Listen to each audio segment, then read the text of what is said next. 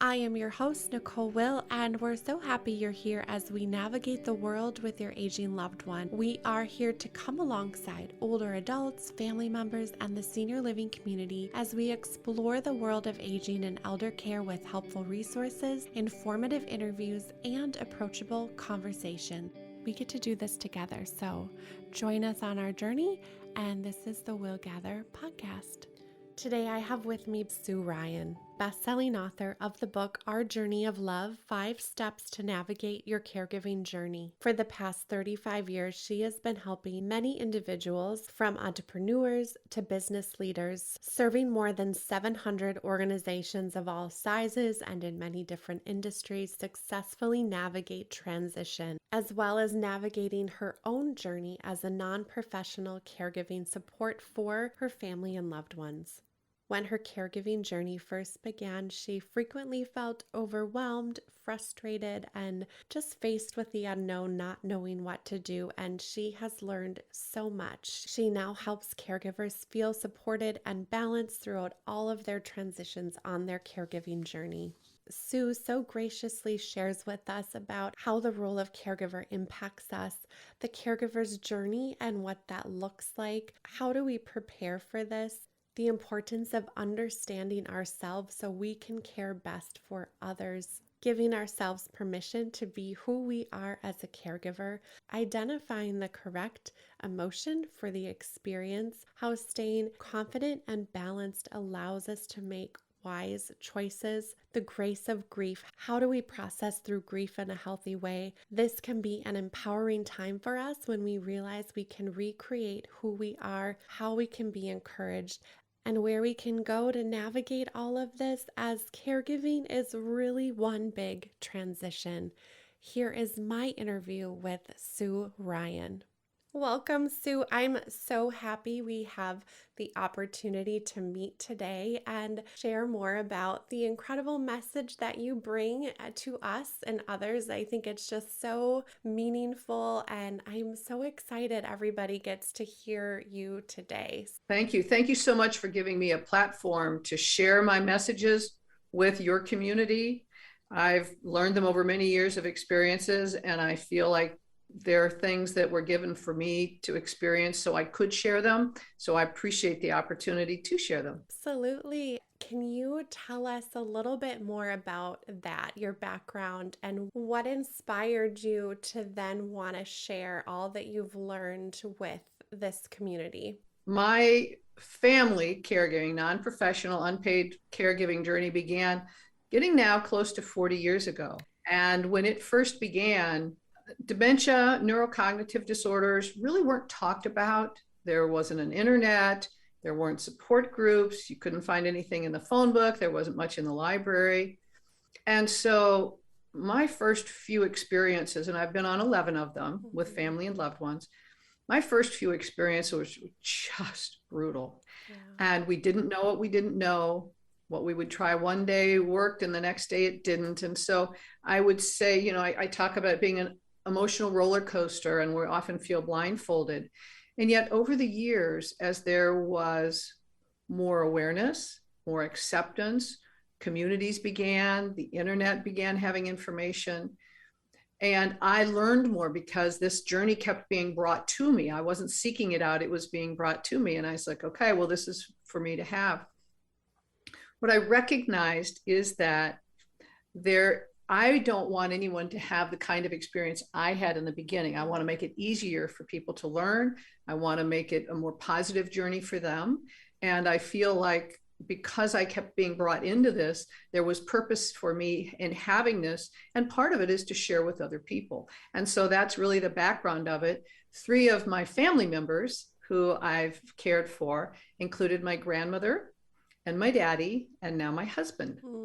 And it's been other family and loved ones over these years as well. It is. There's so much that goes into that experience when we don't know what's coming down the line. So when you were explaining how much happens when we step into that caregiver role, there are so many questions that we have. It's so unknown. We're not really sure where to go for that information. And you talk about the many roles that we have in our life. And when we become a caregiver, we're just adding another role to the many roles that we already carry, which is so much. How does that impact us? I think that is such a great question. And there are several parts of the response for this I believe are helpful for people.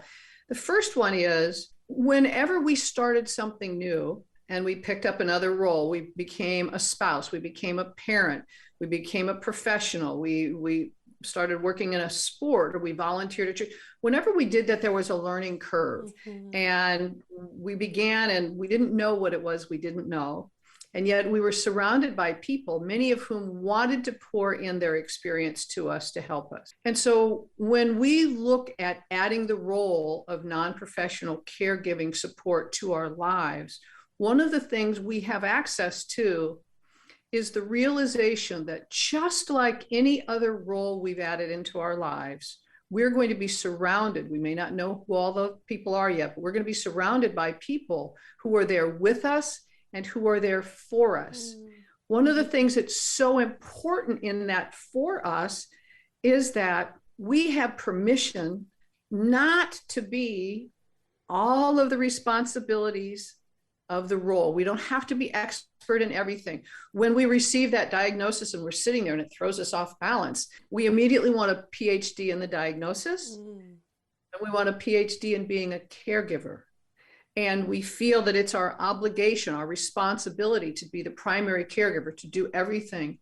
And yet one of the most important things that I learned in other roles I had picked up and I bring into caregiving is that we're not great at everything. We're not meant to be everything. We're not trained for everything. And so as we go through being a caregiver, at each juncture, we can ask ourselves questions and give ourselves permission to step into, is this an area I'm qualified for? I feel I could learn. I feel it's a good role for me to have. And if the answer is no, or I'm not sure, we have other people who can help us. And that's one of the biggest ways we reduce and prevent overwhelm, as well as taking on roles we're just not meant to take on. And I discuss in the book different kinds of roles we have as caregivers. Yes, and it's giving ourselves, you talk about that permission. I think that's so important. That permission to know that we can't be all things to all people all the time. That is so much for anyone to have to carry. It's a burden we're not meant to carry. There are several burdens in the caregiving journey that are burdens we're not meant to carry. One of them is promises we're not meant to keep. This is something that I learned in this role that I also had learned from other roles in my life. For example, when we're young and don't know any different, we perhaps say to our loved one, no matter what, I don't want to go into a home.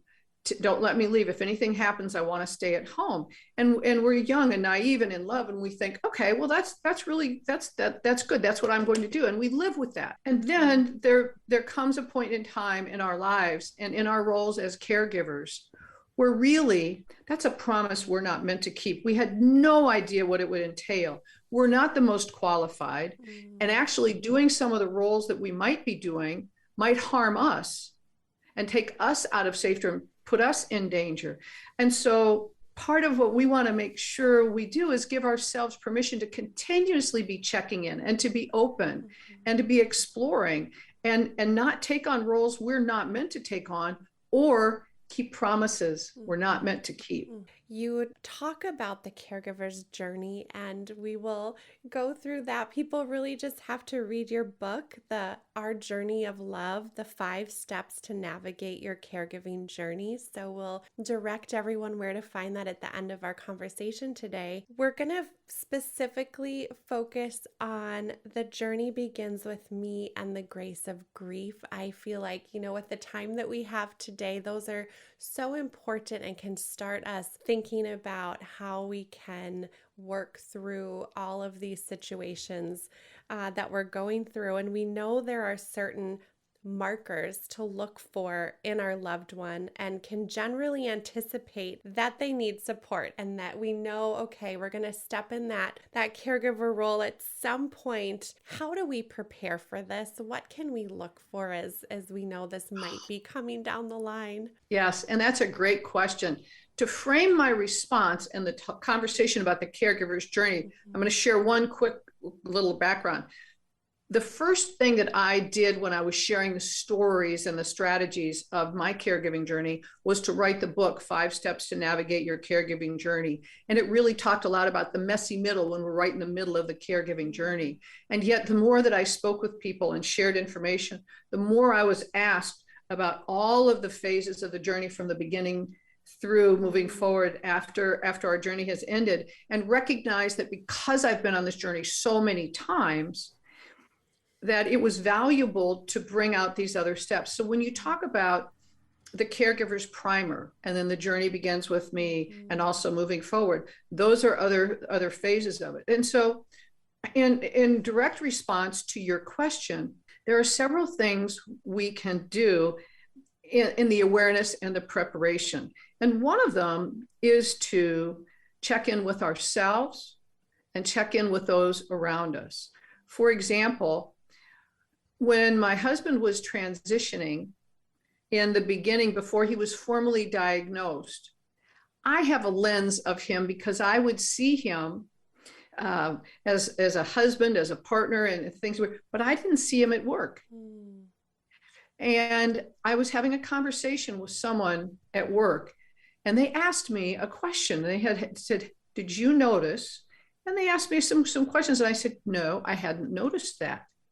And so one of the things that we want to do is to be aware of things that other people may be noticing that we're not, or when we look at our loved one from the place of love and we're supporting them, we sometimes have a little bit of a blinder to what's really going on. And so it's sometimes valuable for us to check in with those who see them in different environments or other family members.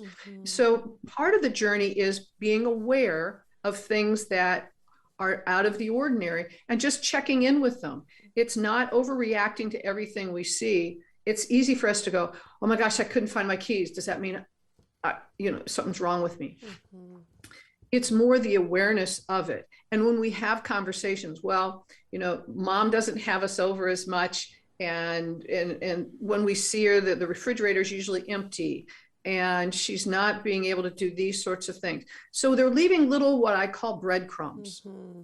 And what we want to be aware of is checking in with those little breadcrumbs. And if we feel that our vision is clouded because of how the closeness that we have to the relationship, it's valuable for us to seek the insights of others who love and care for us, and yet maybe have that just a little bit of space so they can see things from a different perspective than we can. And the other part of that was very helpful for me, and I learned this in my professional career, is if we were telling someone else the story of what's going on, then we can hear in how we're explaining the story some things that are triggers that, as we're observing, we may not see. Does that help? As you were talking about that, I had this vision of, it's almost like with our loved ones, we can wear those rose-colored glasses where our lens is a little skewed. And also, that's just the idea and reminder to be open to being more objective as we're having conversation, and almost kind of taking that step and hearing that insight and going, okay, nothing to maybe be alarmed by immediately, but just to have the awareness of some things that are possibly things we need to look at in the future. And I'll add one other thing to that. Mm-hmm. For some of us, we don't want the answer. Mm. And so we will observe things and be like making excuses or pushing it down and not really facing it. And while we can accept that a little bit, one of the things we want to make sure is that we're preparing ourselves for the journey. And so if we find ourselves doing that, it's time for us to explore ourselves, because if these things aren't going to go away, it's a sign that there are things that we can be educating ourselves on to be prepared for the journey. And having insightful conversations with other people will be helpful for both us as well as our care receiver, who may, like you said, it was so well worded, someone else who has a more objective view, even if it's from a place of love and compassion. Yes, that's the perfect segue to my next question for you. Is when we spoke previously, and I loved that conversation so much, we also talked about the importance of understanding ourselves and how being a caregiver is what I like to call like an inside job, and how important that is to look at us and where we have that growth. Why is it so important to understand ourselves well, so then we in turn can care best for others? In my professional life, I enable and empower leaders to become their greatest leading themselves so they can be their greatest leading others. And the real greatest asset we have for peak performance is who we are. And yet one of the things that many of us haven't explored or become aware of is that each of us is naturally, we come into the world naturally wired with a certain way we see the world. And when we're very young, we come in with our little purpose, but maybe we don't see it. We develop beliefs and insights and things. And what happens is that when our personalities are forming and we don't know to explore them, by the time we're about 7 or 8, they've formed. And you will see signs of it. For example, you'll be in a meeting and some people hold back a little bit. They don't need to be the first one to have a conversation. Other people can't wait to jump in. Other indicators are somebody is great when times are wonderful, and then under stress, it's like the switch flips and they're Dr. Jekyll and Mr. Hyde. And so one of the things that's really, really important is that we learn how we're naturally wired, because that helps us when we're in periods of growth. And it also helps us know exactly how we deal with stress. And when we know that, and we're on our journey, we understand the kinds of things that are going to impact us. And we have tools to really help us, to catch us, so that we see what's going on and we can support each other. We can, maintain it. And what that does is it lets us celebrate teeny tiny little moments of joy. It helps us make wise choices in really challenging times. And it helps us understand ourselves in a meaningful way, which also helps us give ourselves permission to know in these kinds of situations with our care receiver, I may need someone else to be supporting me. And, this is not going to be something where I'm really great at it. And it's okay because I understand why. And the final point of that is when we observe others who are navigating the journey differently, we don't waste time on emotions that don't serve us, like feeling guilty that I'm not doing it the way they're doing it, or why are they so much better than I am? And why do they get so upset? So we're able to understand ourselves and have our most positive experience throughout the whole journey. And how do we do that? How do we identify what our best self is, or those assets that can show us our strengths? I will give you a couple of ways that we do that. One of the things that connected me the most closely to it, and for all the years I've been a business professional, I have probably had 30 different assessments of the way you think, the way you make choices, things like that. So I've had a variety of those. And yet it wasn't until I began studying the Enneagram, which is a personality informing assessment that teaches us our natural wiring. that I began to understand how I naturally viewed the world. And so one of the things we can do is take a personality informing assessment like the Enneagram that gives us, it's like it gives us permission to be who we are. Mm-hmm. The second thing is that we become aware of in our lives, we just become aware. What are the things that bring me joy? What are the things that strengthen me? It doesn't mean we're good at it. What are the things that I lean toward, that I'm good with doing? Where are the areas that are challenging to me that we don't procrastinate in our areas of joy. So where are the areas I would procrastinate? What are the things I would prefer not to do? It doesn't matter how good I am at them, but the things that I would prefer not to do. And so it's just, when we wake ourselves up, those are the things that help us. By the time we're around 30, 35, like 90% of what we do, over 90% actually, but we'll stick with 90%, is unconscious. We're not really aware of it. We've programmed ourselves. And so our bodies are kind of running who we are.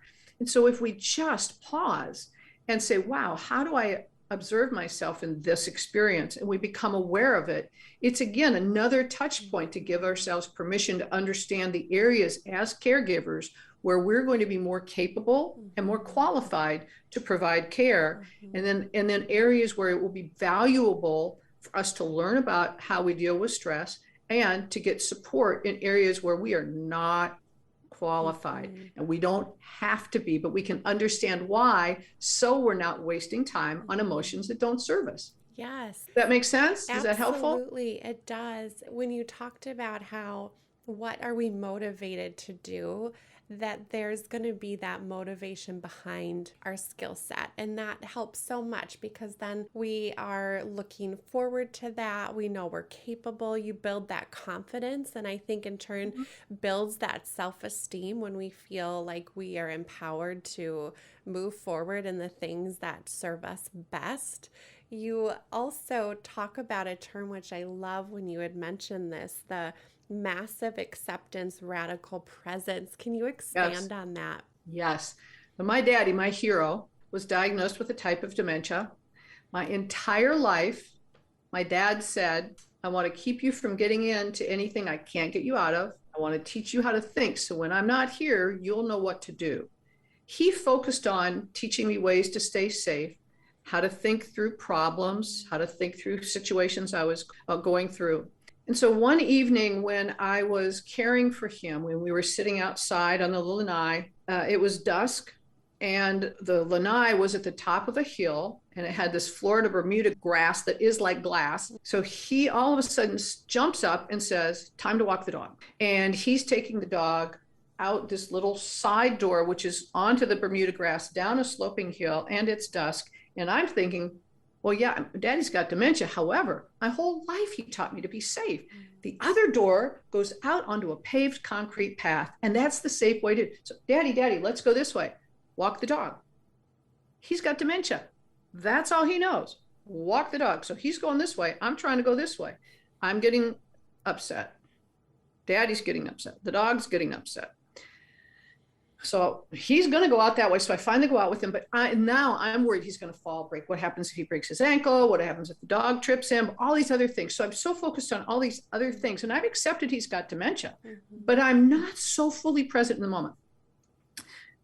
Fast forward, everything turned out safely. However, at the end, as I do with everything, it's what is there here for me to learn? This was not a positive experience. There was a lesson in here for me. And what I recognized is that while I had accepted my dad had a type of dementia, I hadn't massively accepted it. And massive acceptance means I accept it 100%. I accept it exactly the way it is. I'm not trying to bring the past into here and try to layer it on top of it. I'm not trying to fortune tell into the future what could happen. I don't have to like it. I'm not going to judge it. I just have to completely accept it. And if I massively accept it, I have the opportunity not to be like present in the moment, but radically present. All my dad had access to is walk the dog. Had I been radically present and had I practiced massive acceptance, I may have one time said, hey, Daddy, you want to go this way? And he would have said, walk the dog. And I would have said, all right, here we go. And I would have stayed fully present in the moment, accepted him exactly the way he was, had a wonderful, soft conversation with him. I probably would have walked on the side where the dog wasn't so I could take the leash if necessary. And yet the outcome would have been much different. And I have now applied that to everything I do in my life. And it has changed all of the experiences of my whole life. And now, as my husband is going through his diagnosis of dementia, through massive acceptance, radical presence, I'm able to make wise choices in incredibly challenging moments, and yet celebrate the beauty of the tiniest little place where we can have joy. We'll forever remember that term, and I hope my listeners too, of that massive acceptance and radical presence. There are ways we can, and I just love how you walk people through all of those different phases and how we can stay confident and balanced in the process and in the journey. And a big part of that is grief is ever present during our caregiving journey, you know, in the different ways that it shows up. And you talk about the grace of grief. How do we process through that grief in a healthy way? Thank you for that question. Grief is an emotion that has purpose in our lives. If it didn't, we wouldn't have grief. As we have joy, as we have anger, as we have any emotion, the emotion serves a purpose. We're not meant to stay in the emotion permanently. Fear, for example, is an emotion. It's fight or flight. It shuts parts of our body. It makes us hyper-focused. And yet, we're not meant to stay in fear permanently. Grief, just as every other emotion, has a purpose for us in our lives. It teaches us about ourselves. It helps us develop resilience, and it allows us to be connected with emotions that show us more about who we are and how we care.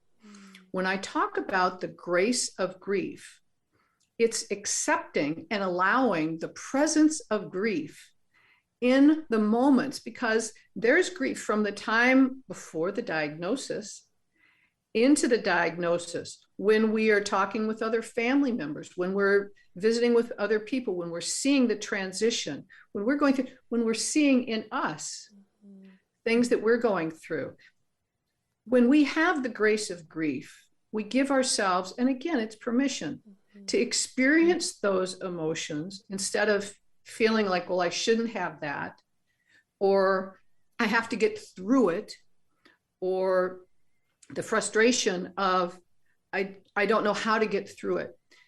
Grief, just like any other emotion, because it has value and purpose in our lives, it's meant for us to have, and yet it's not meant for us to stay in. And what I've noticed over the years is that so many people, because we've been grieving a little bit along the way for many, many, many, many years, and in many, many, many, many experiences, we keep building up this block of grief and we get stuck in it. We forget how to go back, or we don't choose to give ourselves permission because we're using emotions that don't serve us. We feel guilty if we want to do something that brings us joy, because either our loved one can't or our loved one has passed away.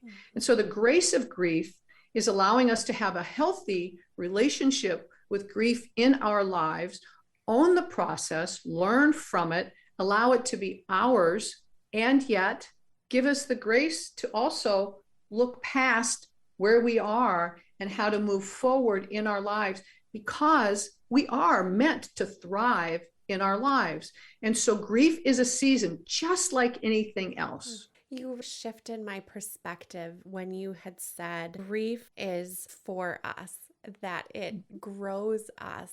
And looking at it like that, I think it does something where you realize that there's learning in it. As hard as it is, it's so hard to be in it, but knowing that hope can be on the other side as we go through things, learn more about ourselves, that resilience that we learn through all of it. It can be so impactful in our lives and in how we then continue to care for others and have that perspective and empathy when we are encountering different people that might be in the same situation. You talk Yes. about this butterfly analogy, and I would love for you to share more about that because I think it's a perfect picture of how grief can be transformational.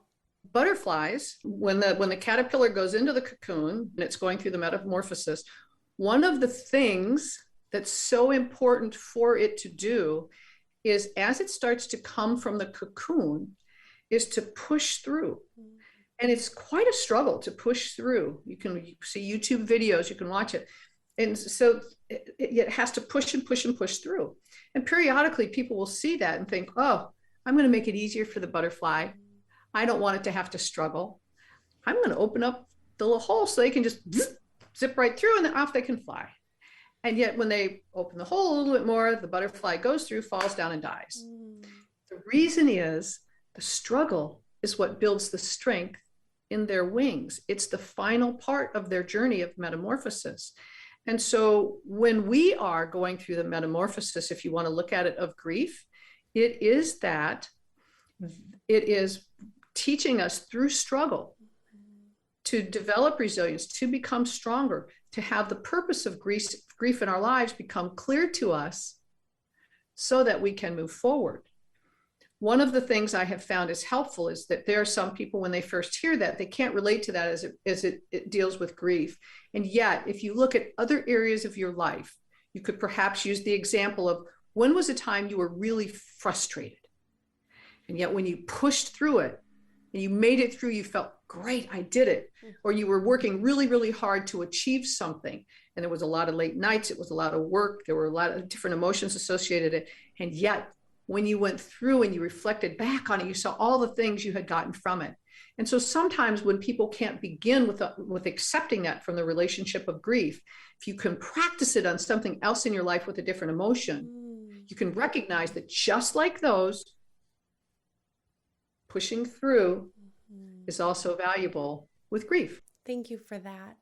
And just the reminder to look back and see where those other areas, I think that gives us that perspective. So along with grief, we know, I've been in that family caregiver place as yourself, and there are a myriad of other emotions that we also experience. There's some guilt that comes in, and we have a lot on our plate, but we also don't want to burden anyone else with what's happening. What do you see happens when we've got all of those different types of emotions and feelings going on? How can we work through that?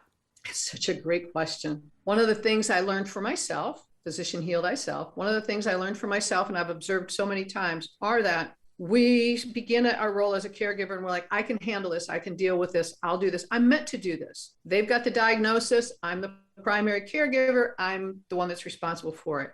And so with that as our lens, we just keep taking on more things. We shave off taking care of ourselves and we take on more things. And somebody will say, well, is there something I could do to help you? No, I got this, thank you. We don't want to accept, we don't want to feel like we're weak and we can't help it. We burden ourselves, and then we start using emotions that don't serve our experience. We feel guilty if somebody says, hey, would you like to go out and grab some lunch? Could we get together? And you're like, no, I can't do that because they can't go. And all of the, so we're not using the right emotion for the experience, which doesn't allow us to process it correctly. And it makes us feel bad. And guilt is such a terrible one, because when I do this in workshops and I'll say, how many of you have ever looked up the definition of guilty?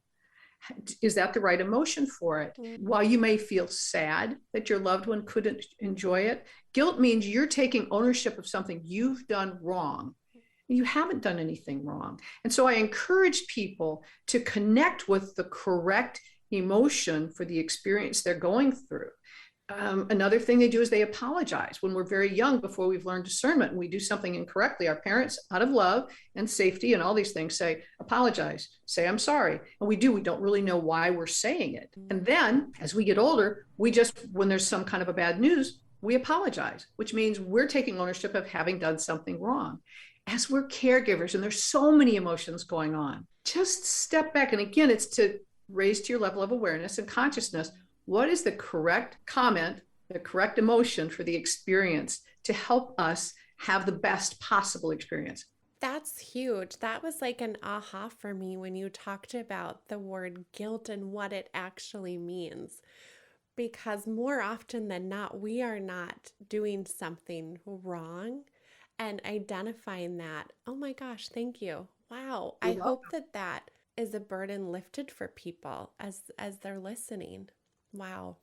It is interesting. I've only had maybe one person when I said, "What's your definition of guilt?" Mm, We take those definitions on oftentimes from people around us yeah. rather than looking them up. I'm huge about looking up my own definition for words and coming up with it and saying, "Okay, this is what it really means." And then I call it the grace of space. When something happens, having that little bit of a grace of space to, instead of just unconsciously react, is to choose, because we're always at choice, choose what is the correct emotion, response, action for this situation. Yes. Because we throw out terms or things because we hear the word and we associate it with things, and it's not entirely accurate. How much freedom is in that to actually know what the real meaning is behind that, and empowering. And I think Yeah. when I hear what you're saying, it lets caregivers step into a place of realizing that they can recreate who they are and their mindset Yes. around who they are. How can you encourage those family caregivers that really feel overwhelmed right now? They've got a lot on their plate. What can you share with them? The biggest thing that helped me when I was really getting overwhelmed was to, first of all, do a very honest inventory, and then to bring someone else in so that I shared it out loud with them of all of the things I was doing. And thirdly, to realize I am never alone. I may have chosen to be alone by not asking for help or feeling like I should, what a word to get rid of, Mm-hmm. should be able to do things. And yet we have access to so many resources, people like you and I who want to pour in what we have learned, people who are with support networks and things who are there for us. We will never be alone. There are so many things we can take off our plate. And it isn't always about things that are going to have a financial investment associated with them. Mm-hmm. And so whenever we feel a friction point, overwhelm is a friction point, stop, take an inventory, step back, reach out. People want to help. Just like, for example, there are seasons when you and I have not had capacity to pour into anyone else. We've been in the place of receiving. And yet, when we are in seasons where we have the opportunity to pour into others, we want to. And so it's just embracing that these are seasons of ebb and flow.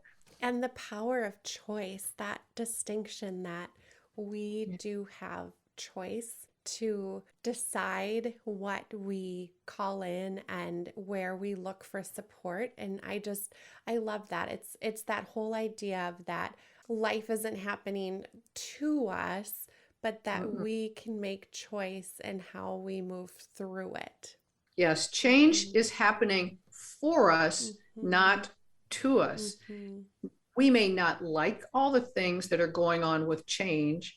And yet, when we look at it as what is there here for me to learn, where is it that I see in myself, I can develop myself more, and this is an opportunity for me to move forward through, or this is not the place for me, and that's okay. I don't have to be great at everything. Mm-hmm. I'm not meant to be.